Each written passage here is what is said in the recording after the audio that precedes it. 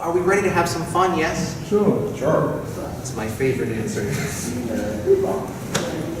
It's said that our assumptions are windows to the world.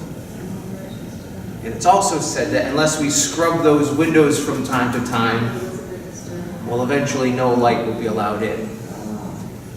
But the cost of any worthy endeavor reminds us that we must let go of our preconceived notions, opening us up to a whole new world of possibilities. Oh, excuse me, a whole new world of possibilities.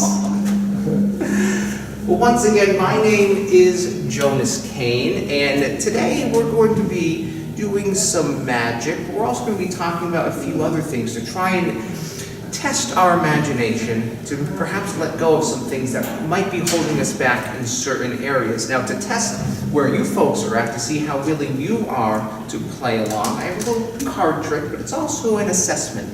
Let's start over here. James. Yeah? James. I'm just going to shuffle through the cards. Wherever you say stop, that's going to become your card. Make sense? Okay, yeah. All right, so just say stop as I shuffle. Stop. There, take a look at your card, but don't tell me what it is. I'll show Kevin too, just in case you forget. All right, can I place the cards back? Mm-hmm. All right. Are you right-handed or left-handed? Right now. So hold out your right hand, please. And you may hold on to the cards and place your other hand on top. Okay. All right. So James, you have a good imagination, right? We're going to truly test this imagination because you chose a card, and as soon as you looked at the card, you took the cards from me. There's no way I could know what your card is. There's no way I could have maybe snuck the card out of the deck, right? It's impossible, seemingly, because inside my pocket I have my wallet. And inside, You got any money? I have a little bit of money, Eugene. It's good to see you again. Watch out for this guy, he's a troublemaker. Do you know him? Yes, very well. Yeah, he lives across the street too. Yeah, I know what I like about this. Oh, everyone's here. Ian's here too. No. Inside my wallet I have a playing card. Do you think it's possible that the card printed on here is your card? It's possible if all the cards are the same. Oh, you see? Okay, James is catching on to something. He's saying if all the cards in the deck are the same, it's possible. That's one way. I prefer to do it this way. Where all 52 cards are printed on this card. You see, it's easy to be confident of the future when it's impossible to fail, right? I even have the Joker printed on there. And the off chance that you chose it. Did you choose a Joker? No. Okay, it's okay if you tell us now so everyone can hear. What card did you choose? Two of hearts. The Two of Hearts. There it is, the Two of Hearts. Once again, not so much a miracle, but what this does indicate. What's that, Eugene? What this shows us, though, is that it is possible to fail if we choose the wrong people. If we surround ourselves with the wrong people. And I knew you were the right person for this, James. I knew you were, because you saw the Two of Hearts. Someone else might not have seen the Two of Hearts in this deck of cards. In fact, count how many twos are in that deck. Turn the cards face up and count how many twos you find. 6. 6 twos. There are 0 twos. Let's show that the camera so everyone at home can see. There are no twos because this deck of cards is completely blank. So you were right. All the cards are the same. Give James a nice big hand. Thank you so much. Are we having fun? Yes. Yes. Sure. It's called intelligence. It's good. Yes. Yes. Well, we are here today to have some fun, but once again, we're also here to talk about some things, specifically about working with other people. You know, it's easy to work alone. Throw in 2 people, oh my goodness, you get a mess. Throw in a whole bunch of people, it's even more difficult. But the magic that we've just seen starts us on this conversation. It starts us thinking about this, from making sure we have the right people who are willing to work with us, James, you did a great job. But also about letting go of preconceived notions that could perhaps hold us back, right? Can I ask a question? Oh, yes, yes. Is it possible to buy that deck of cards? It is. You can go on Amazon, type in blank deck of cards. Absolutely. Actually, I have some extra at home. I can also bring some next next time. Oh, yes, Ann. Do you also have your book of absurd jokes? I had to buy one today. I do have my absurd joke book. Thank you very much. Thank you. I had to buy one today. Now you have a copy, don't you? I gave it away to somebody who really appreciated it. It's a good book. Well, actually, I'll be telling some jokes out of here in just a little bit. Now, if the saying is true, that there's a saying that says working together requires going together. Now, if this is true, let's go together and dive right in with our first idea. And this comes to us by the famous General Patton, George Patton. He says that successful generals make plans to fit circumstances, but do not create circumstances to fit plans. I served under him. Seriously, you did? That's amazing. That is amazing. Which division were you in? I was not in a division, I was attached to various divisions. That is Spy. Were you a spy? Come on, you can tell us now. That is amazing. Did you? That's really cool. So, as you know, Patton, very successful general. You know, very, very respected. Not very much liked. No, that's also true. But he knew what he was doing, though. And I think the idea of what he's saying here is so often we run into situations where something new is introduced. It's kind of like the saying, when life gives us lemons, what do we do? Make lemonade. Lemonade. You squeeze them, right? To make lemonade, right? So often when we get something new, we want a sweet outcome. We don't want a sour outcome. So often when new things are introduced, the results can turn sour because we fall back on the way we've always done things. You can use it for making a margarita. That's also true. So either sweet or a party time. But if we fall back on the way we've always done things, we end up succumbing to one of the primary reasons why people fail. And this is according to Napoleon Hill. We've all heard of him. He's the author of such books as Napoleon Hill's Principles of Success, Think and Grow Rich. He says that the number one reason why people fail is by failing to change as circumstances change. So again, by sticking to the way we've always done things, that's trying to solve new problems with old solutions. Let's take this a little bit further. How many of you are good at math? Anyone with math skills? Kind of, Stephen's like maybe. Calculus is out the window. Okay, don't worry, we're not going to do calculus. I have to ask because I'm actually terrible at math. 1 and 1 is 2. There you go. That's the easy stuff. That's what we're going to stick to today. And this is an easy part. This part we can all play along with. How many squares do we see on this board? How many squares? 16. Right? That's the, when we look at it, that's the first thing we see is we count the individual squares and we see 16. 4 times 4. James is counting even more. How many? At least 22. At least 22. So I think what James is catching on to is, yes, we can count the individual squares, but we can take 4 squares together to make a square, right?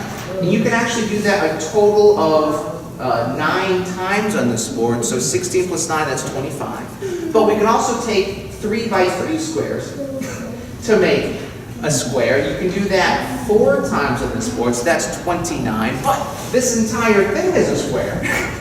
So now we have 30. Maybe there's more, but that's as many as I've counted anyway. So the idea is sometimes we're looking at things, but if we look at it quickly, we miss some of the other things. Now, Stephen, you're kind of good at math. We're going to try something. This is going to be simple for you, Stephen. Just any number between 1 and 9. Which number do you want to use? Do I say it aloud? 7. Number 7. That was simple, right? You're going to choose anyone else here to name another number between 1 and 9. 13. 13, Eugene says. You know what I like about you? You're so fun. I think this is probably the 3rd or 4th time you've come to one of my things. Yeah. Actually, two of the numbers in that sequence actually does equal 13. Okay.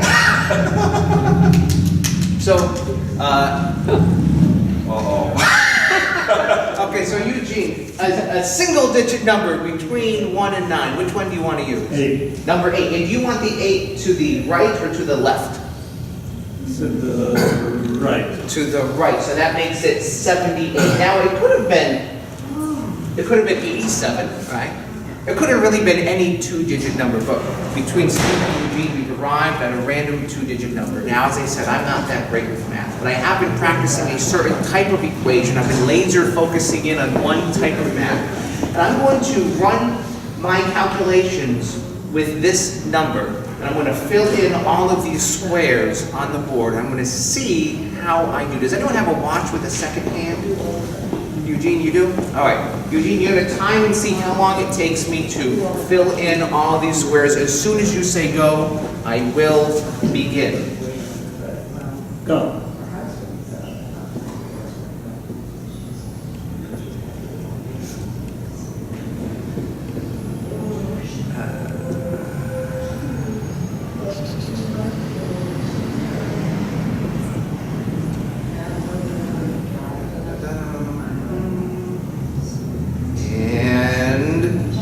And stop. How far did we get?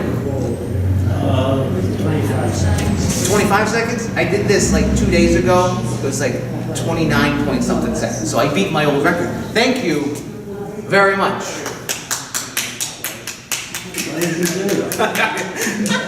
Eugene's bringing us back to reality. Well, what did you do? That's a very good question. So what I did here, hopefully, is I wrote the number 78 several times on this board. So not just the one on top here, but I hid the number 78 several times. If you look at it, think about it for a moment, you might see how this adds up. If you think you have an answer, just shout it out.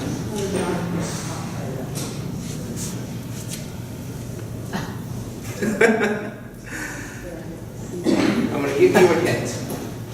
We could start, let's start with the rows. 57 plus 2 is? 59. 59. 59 plus 8 is? 67 plus 11 is? 78, right? But we could also take 7 and 12 is 19, plus 1 is 20, 20 plus 58 is? 59 and 4, 9 and 6 is 78, 60 and 3 is 5 and 10 is? 78. So that's all the rows. However, we could also take all of the columns as well. 57 and 12 plus 6 and 3 is 78. 2 and 7 is 9, 9 plus 9 is 18, 18 plus 60 is? And then 11, 58, 4 and 5, 10, 59, 1 and 8 is? 78. So that's all the rows and all the columns. But what about the diagonals? 57 plus 7 plus 4 plus 10 is? 78. 8 and 58 plus 9 plus 3 is? 78. 78, that's right. So at first, when we just give a quick glance at this new information, we might not see anything. But the more we dive deeper, we see how all these possibilities open up. In fact, remember, I think it was James, you had pointed out that you can take 4 squares together to make a square. In fact, you can take 57 plus 12 plus 7 and 2. That's 78. You can take 6 and 3 plus 60 plus 9 is 78. 8 and 11, 58 and 1 is 78. 59 plus 4 plus 5 plus 10 is? It's just when you think that we've exhausted all of our possibilities. That's when we realize we haven't. Because we can take the four corners, 8 plus 57 plus 3 plus 10 is... Bingo! Bingo, that's right. Our math whiz. Thank you very much for your... Isn't it properly 78? Is that the number special? Well, it's special because they chose it. Oh, that's right. Yeah. It could have been 87. It could have been any number, I suppose. Good question. But this is the idea. If we come to a situation where we see something new that we haven't seen before, we look at it quickly, like finding a lemon in the road, a possible sour situation, as Eugene would want to make it into a margarita, right? We have the choice to look at it quickly and revert back to the way we've always done things, or take a step back and look at it from another perspective. The way I did this, actually, this is a stunt. It's called the Magic Square. So there's a whole bunch of articles. Actually, I looked up a lot of stuff on Wikipedia out there, so that there's been a lot of stuff in mathematical journals. Again, I'm not a math whiz. Online yesterday on Facebook, I found what they call Japanese mathematics. And what they do is they use lines, vertical, horizontal, and then the intersection of the lines, it comes up with this answer. I've seen some. I think I've seen that. It works. It's like, Fascinating. It's like no wonder they're way ahead of us. yeah, the way that they look at problems and solve them in completely different ways. Yeah. Well, then there's this little tablet that's been found that takes trig in older tradition, trigonometry, not what we have today, but what was used and was more accurate back then. That's fascinating. So we've kind of drifted back, and now our ancestors are doing the same thing we're doing right now, is we're looking at things in a different way. So somewhere along the way that we sort of branched off from that, and it's kind of right, but there's a better way. Yeah. And that's exactly right. And this is what we're talking about. There's more than one way to do things, right? How did you arrive at that? So, very good question, Eugene. I arrived at this. There's several solutions to this, some easier than others. And the solution, there's a whole bunch of solutions online. So if you go online, there's different equations that you can use. I forget the name of the guy who created the solution I found, or the guy who at least is teaching it. But I can get that information for you. So, speaking of Japan, this idea, there's a story about that there was a Japanese playing card company founded in Japan in the year 1889. And they made playing cards, and they had some success in Japan for a number of years, but by the 1950s, they started seeing the writing on the wall. They started to find a lemon in the road. And the lemon was that they were seeing the sale of playing cards worldwide were plummeting. And they had a decision. One, they could just pack up shop and give up. Or they could just keep on doing what they've been doing and hope for the best.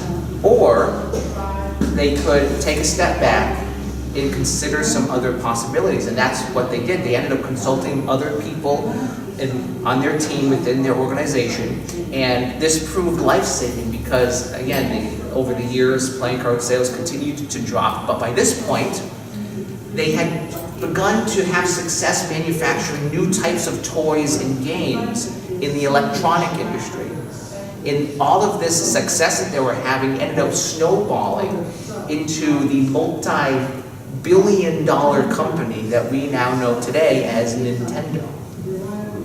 The Nintendo playing card company, that's what they were originally called when they were founded in the 1800s. They manufactured playing cards. But by taking a step back and looking at things in a new way, they were able to experience explosive growth that they wouldn't have been able to have otherwise. And we probably wouldn't know the name Nintendo otherwise as well. Excuse me, Jonas, I have to change the battery pack, Oh, so at this okay. point I have to, Yeah, that's okay. put you on pause. Feel free. Actually, you know what? I have something that it's a little less interesting maybe for people at home, but this is, I think, is perfect for you folks.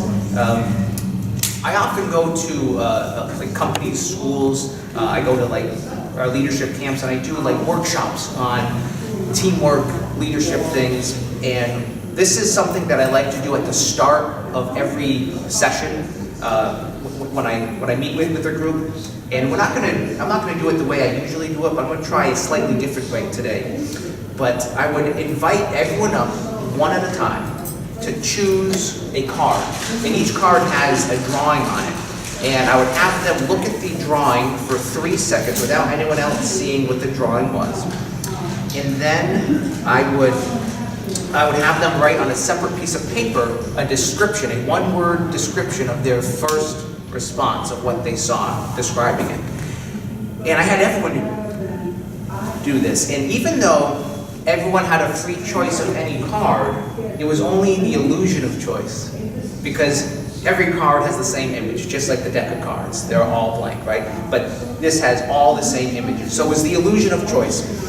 And even though they had a free choice to look at the same image, I would get 2 different answers.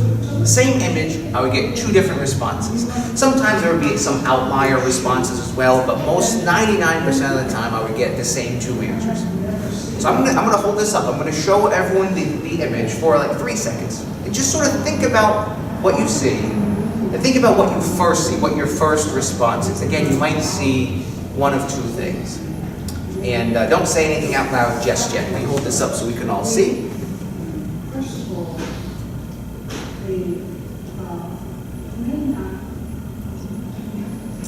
All right, so let's see. Maybe Kevin, what did you see? Duck. You saw a duck. Who else saw a duck as their first response? Anyone else? James, you saw a duck? All right. Did anyone see anything other than a duck? You quack. Quack.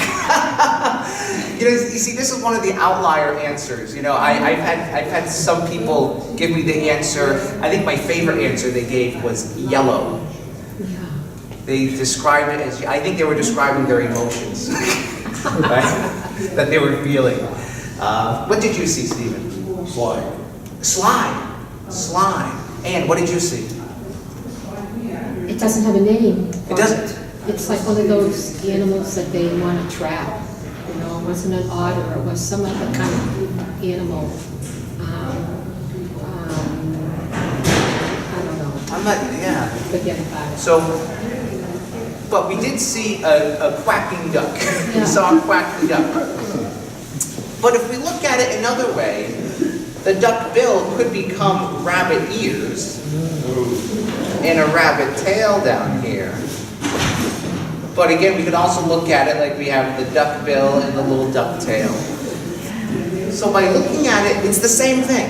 It's the same image, but we can have different experiences of it depending on how we look at it, depending on our worldview, depending on what we were told previously.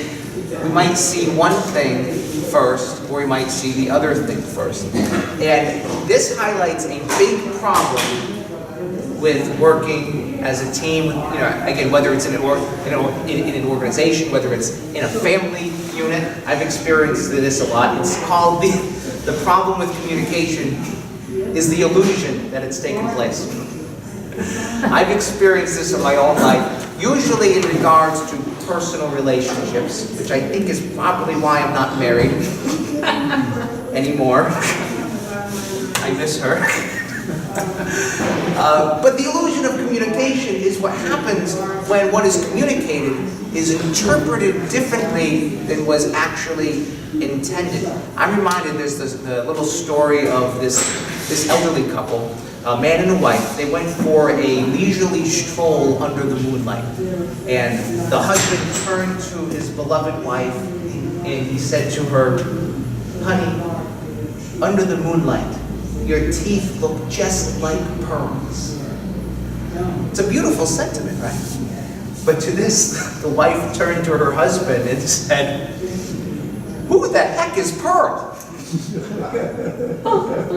And what were you doing with her under the moonlight?" Communication can be difficult when we're not on the same page. But it's especially difficult if we're not even working from the same book, right? Now, Anne has, or she used to have a copy of this book. Has anyone else ever read this book? Absurd Jokes. It is, I think Anne can verify, it's absurd. It's funny. I'll just tell you a couple of the jokes. We have such books, such jokes as, "I attended the wedding of 2 antennas. The ceremony was pretty nice, but the reception was amazing." Yeah. Yeah, there we go. Getting groans from the cameraman. But seriously, folks, it was an emotional wedding. Even the cake was in tears. That one takes the cake. All right, I won't tell any more jokes, but I just want to mention that I have a friend who's got mental issues. She's smart, but she's got other kind of issues.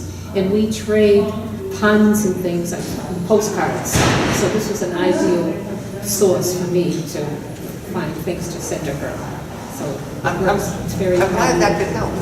It's very nice. Yeah, this is all like my favorite jokes that I've ever heard. Like I have some of my own original jokes in here, but most of them I've just turned into Jonas jokes. Now, Anne, since you have read this book already, I'm going to try something with you. I'm going to flip through the pages of the book, and wherever you say stop, that's going to become your page. All right? I'm going to flip through. Don't worry, I'm not going to make you read any jokes. So just say stop. Stop. Are you happy with this page? Yes. I'm going to put the bookmark in. I'm going to come to you. You're going to look at the very first word, just the first word of the page. You're not going to tell anyone else what the word is just yet, but you're going to take a look at that word. Don't tell anyone what it is. You got it? If I ask you later, you'll be able to tell us? All right. You can hold on to the book. All right. Ladies and gentlemen, even though Anne just chose a random page to look at a word, is it possible that I could know the word that she was going to think of before she even knew she was going to think of it? James is like, no, of course not. But it is a magic show. So perhaps it's a little more likely. Inside my pocket, I have a piece of paper. And on that piece of paper, I wrote down, I have a word written on that piece of paper. So as soon as you say the word, Anne, I'm going to take the piece of paper out, I'm going to open it up, I'm going to show everyone the word that you're just merely thinking of now. You may say your word now. Thought. Thought. On this piece of paper,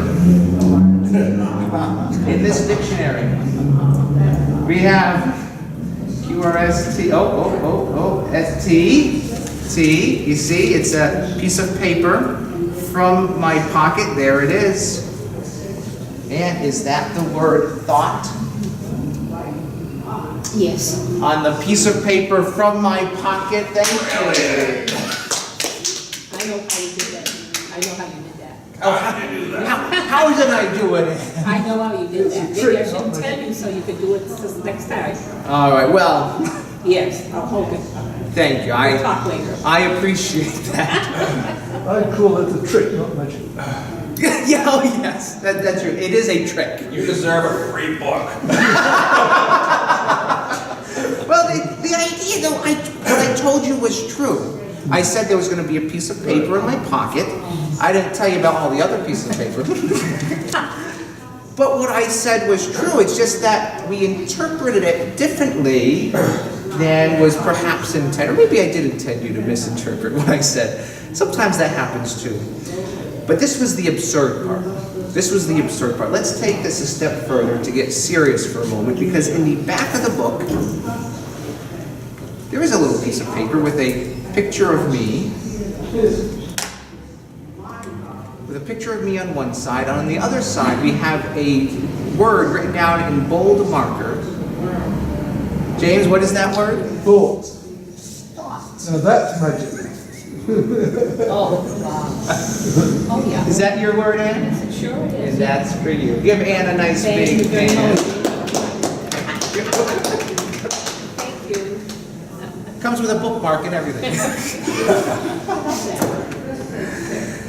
Communication can be difficult when we're not on the same page, but it's especially difficult when we're not even working from the same book. Language is important, right? The very words that we use, the idea of being able to take what we say and define what we say. I studied philosophy in college at Salem State University, and one of the first things that my professors drilled into us was when you're writing an essay, define your terms. Because what do you mean when you say the word thought? What do you mean when you say the word mind? But it means different to different philosophers. Now, there's a common excuse that says I'm only responsible for what I say, but not for what you understand. But if we believe that, and we stop there, then we lead to one of the biggest problems that leads to teams getting divided. One of the problems that divides relationships, that causes problems within an organization. Responsible team members know that it's everyone's responsibility to define our terms, to calibrate, to get everyone on the same page. Now, if we do this, and we follow through with it, the results can truly be magical. And I know Ann was here, you've been here every month that I'm here, but I think you were here the day also that I taught everyone a magic trick. I don't know if you'll remember exactly how it's done, so I'm going to go over this again. We have some objects here, where we have several objects on the table, but let's just focus on these three. We have a dictionary, an absurd joke book, and a lemon. 3 objects. And using calibration, using defining our terms, using teamwork, we can do a really neat magic trick. So you can take this back home with you. You can take it to work with you. You can take it to your friends or family, and you can amaze people. Those of you who are here can't do it for each other because you already know how it's done, or you are about to know. This is the way the trick looks. I could leave the room. I could go all the way outside, and someone could choose one of the options. Let's say they chose the dictionary. Everyone would concentrate on the dictionary. Someone would call me back in so I know to come back in. And I would come in and I would know instantly which object everyone was thinking of. And I could do this several times, and 100% of the time, this magic trick would work, no matter which of the 3 objects they chose. How is this possible? Any ideas? No idea. No idea. Can you tell these people what? Oh, well, yeah. Absolutely. So again, this could happen 100% of the time, and the trick will always work. And the way we do this is using teamwork. It's using calibration. It's making sure that everyone understands what each object means, because we're going to use a different kind of language. It's said that in business, the most important language in the world is the language of the customer. So if the customer speaks Chinese, it's probably a good idea not to speak Swahili, because we want to make sure that the customer can understand this. I would say that the most important language in an organization is the language of the team. So the question is, does everyone know what that language is? And is everyone using that language? We're creating, with this trick, a new language.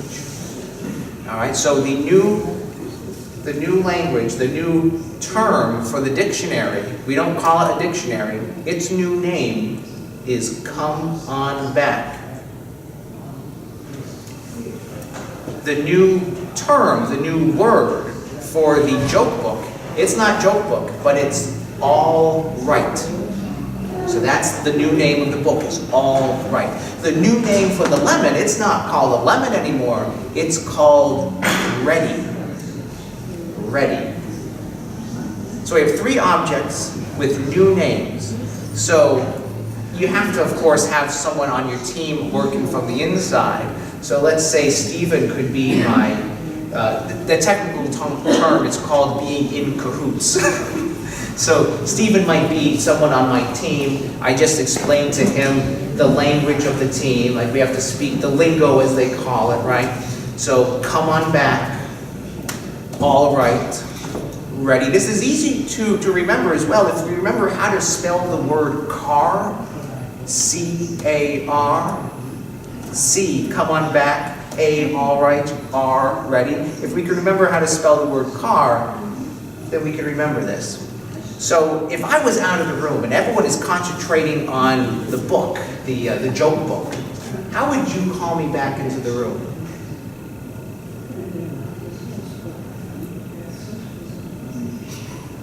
I would Yeah, so with one of those letters. So you would say all right. All right. All right, because that's the new name for the joke book. All right. Do you tell everybody the name? No, just my secret person, just my secret helper. Yeah. So I'm explaining how this is done for you folks, but when you do this for like your family or friends, you just have one person who is in on it. All right, and then everyone else will be like, how are you doing that? So if they chose the joke book, my secret helper would say, all right. I'd come back to the room and I would know that he's thinking of the joke book. Now, if they were thinking of the lemon, that's its secret name is Ready.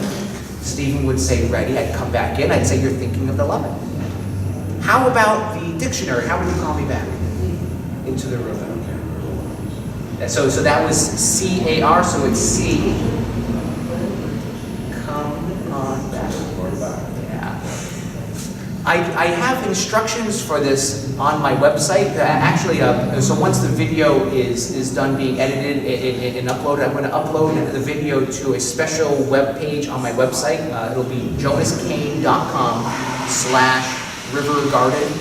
So you'll be able to watch this video, and you'll also be able to, on that web, you'll be able to watch the video again to see the instructions, but there'll also be a download where you get printed instructions for how to do this as well.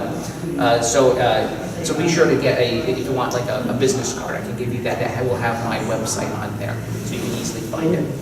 So does this make sense? Yes. So You're gonna go outside so I can. Oh, you want to try this? You want to try it? Yeah. All right. So come on back. All right. Great. Let's try it. Okay. All right, so maybe Stephen can point at an object. I'll just go over here. Okay. Which one? No, everyone. This one. That one. Yes. Or this one. What's the consensus? Middle one. Middle one. Let's see, all right. Test now. Come on back. All right, now they can verify. I wasn't looking over here at all.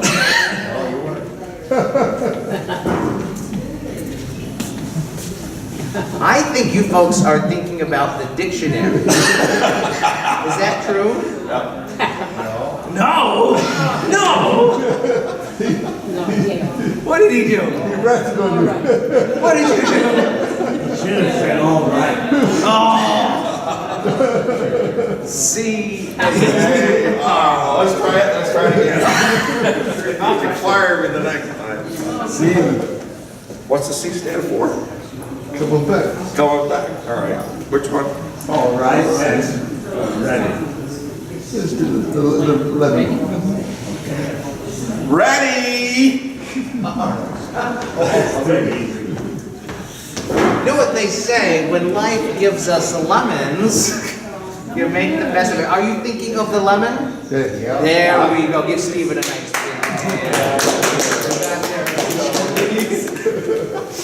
Oh my goodness. Need a reliable partner. Yeah, that's actually a very good Need a point. pan butter.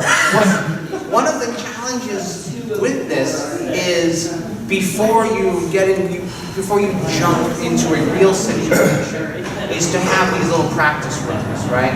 So if we do it twice, usually by the second or third time, we have it nailed. C-A-R. Sometimes what I often do too is it's kind of like giving someone a dictionary. So it's sort of like when you get into a company, they'll often have like the lingo, they have special terms. They say, I want you to remember these terms, you know. So I might give someone a card that has the special names already written down, so if they need to refer to it. So yeah, taking the time to understand where problems could go wrong. One of the common problems that goes wrong is which perspective is it the C-A-R? Is it from your perspective, C-A-R, or is it from my perspective, C-A-R? That's one of the problems that can come up, which is why it's good to calibrate and say, okay, it's always going to be one way. So, I have one last little thing, and then I'm going to wrap this up. There was an author, his name is Chuck Swindoll. He once said that no one is a whole chain. Each one is a link. But take away just one of those links and the chain is broken. No one is a whole team. Each one is a player. But take away just one player and the game is forfeited. So in other words, working together requires going together. That can only happen if we have these calibration settings so we know what everyone is talking about. So I'm going to leave you folks with one final piece of encouragement. Dan has seen this 100 times already. When life gives us lemons, what do? Or margaritas. But here's the deepest secret that nobody knows. And here's the wonder that's holding the stars apart. Whatever our lemon is, whatever's threatening to hold the team back, is precisely what we must face. Because when we do, we'll find there waiting for us what we've been looking for this whole time. In this case, it's a playing card. James, you chose a card earlier from a blank deck of cards. What card did you choose? The Two of Hearts? Are you sure it wasn't the Six of Spades? Well, I do have the Two of Hearts right here. Let's give James a nice big hand. Thank you so much. That's for you, a souvenir. It has been a joy sharing the past several moments with you folks. I hope you enjoyed this experience. You have something positive that you can take away. It's great seeing a lot of familiar faces. It's nice to see you folks. I will be back in Brattleboro next week, November 26th, and then the following week, December 3rd, at the Hooker Dunham Theater for my show, 4,000 Years of Magic. I'll be doing magic that entertained the pharaohs of Egypt. I'll be doing a magic trick that stopped a rebellion in Algeria by a French magician. He used a magic trick to stop a war before it even broke out. I'll be escaping from a straitjacket, sawing someone in half. It's going to be a great show, so you have 2 opportunities to see this in the coming weeks. And I will be back here at the River Garden as well. Let me give you that date. That is December 8th. December 8th, so it's also a Friday. I hope to see you folks again. Thank you so much.